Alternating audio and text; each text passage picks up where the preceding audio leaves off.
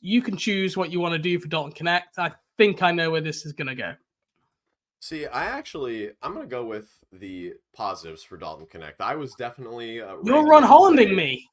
I know, I am. I was raining on the parade last weekend when we were doing the You Dalton were. Knecht There were scouting comments on report. YouTube where they were getting a bit feisty there on you there, Chase. I see. I didn't see that. This is good that I don't read YouTube comments because I don't have the.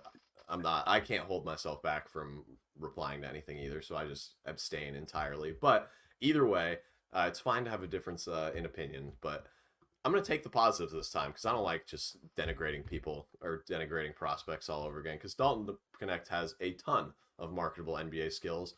He is, if you were to sum him up in a couple of words, athletic scorer. Like he is a 3-level scorer. He can get to his bag in isolation. He beats defenders off the dribble. He has like really noticeable first step bursts even from a standstill. He has strength to battle through contact, finishing touch and coordination. He can get buckets on the interior, whether it's like off of a drive. He can slowly work himself in there with his back to the basket.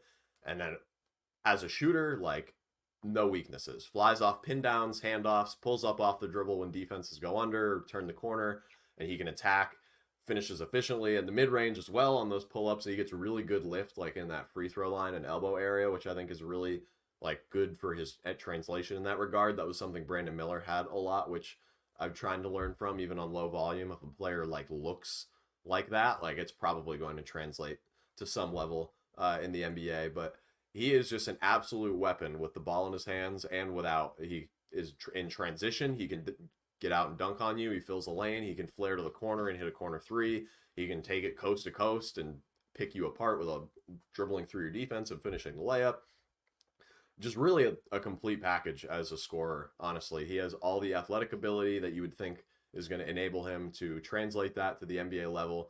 Obviously, it's probably not going to be as efficient or productive. I don't imagine him being a 22 point per game scorer for an extended period of time in the NBA, but he could certainly be a guy that comes off the bench and has those like really high scoring output games that we talked about in his scouting report, and as at least somebody that's going to be able to fill that like microwave bench scorer role. And even if he doesn't end up being like a super impactful defender, which is what I talked about a lot on our podcast last week, I think there is at least a chance that his offense is so good that he's going to be a net positive when he's on the floor, just with how efficiently he's going to score.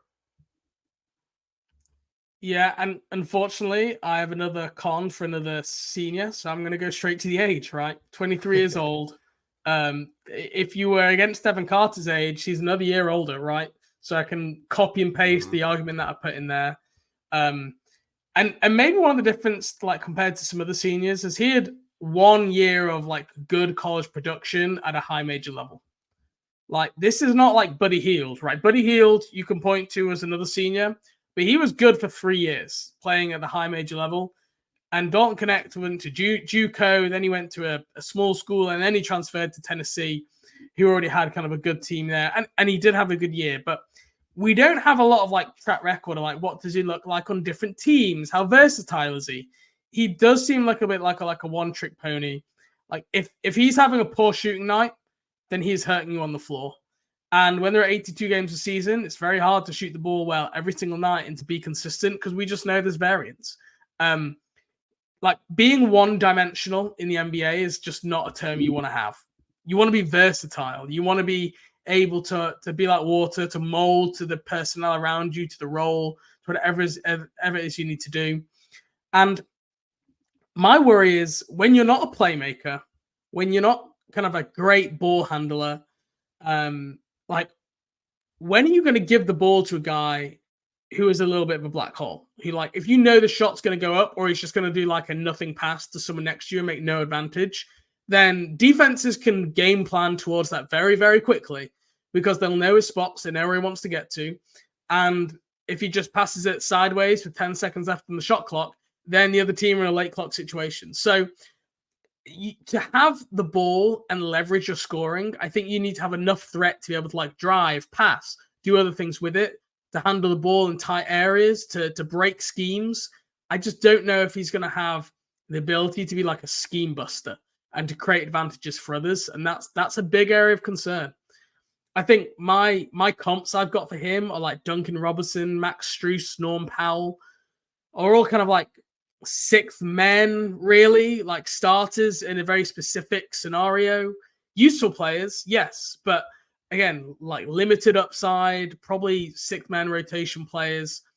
I think there's a very limited ceiling considering the level of basketball he's played, his path to this point, not really any upside value. And look, the defense, we talked about, he's got good 6'9" wingspan, good height, good athleticism, but it doesn't translate on film. You talked about Devin Carter earlier, how like his athletic measurements and everything like that translate to film. It does not for Dalton Knecht. He looks like your pretty typical stiff, like white guy scorer on defense where everyone else is trying to hide and make up from around him. And there's just, he is going to be a guy who's going to be targeted every single night in the NBA and could be a potential liability, right? We just saw guys like Tim Hardaway Jr., maybe a good example for Dallas, like really good scorer, but like, do you want thirsty Tim Hardaway Jr. taking shots away from Luka Doncic, from Kyrie Irving? Do you want thirsty Dalton Knecht taking shots away from LaMelo Ball, Brandon Miller? I don't think you do. You need to find other ways to complement that. So that's my concern. And on top of that, like just adding another subpar defender to a Brandon Miller, LaMelo Ball like core, that is just a recipe for disaster if this team wants to defend at a good level. So there are a long list of cons for Dalton Knecht. While I do see the kind of upside of that 3-level scorer that you talked about.